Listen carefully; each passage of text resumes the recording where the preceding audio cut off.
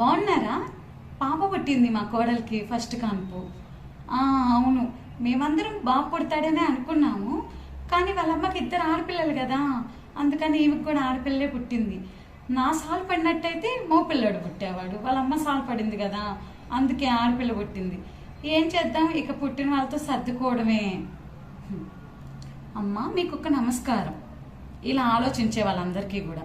ఎందుకంటే అబ్బాయి పుట్టాలో అమ్మాయి పుట్టాలో మీ అబ్బాయిలో ఉంటుంది, ఈ అమ్మాయిలోనో లేకపోతే ఈ అమ్మాయి వాళ్ళ అమ్మలోనో ఏ సాలు గీలు వీటిలో ఏది ఉండదమ్మా. ఎందుకంటే అబ్బాయిలోనే ఎక్స్ అండ్ వై రిలీజ్ అవుతుంది, అమ్మాయిలో ఒక్కటి మాత్రమే రిలీజ్ అవుతుంది.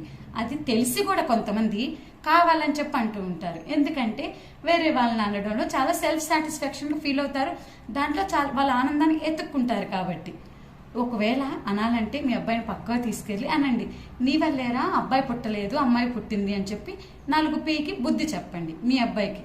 అంతేగాని ఈ అమ్మాయిని అనకండి. ఓకేనా? వీడియో నచ్చితే లైక్ చేయండి. బాయ్.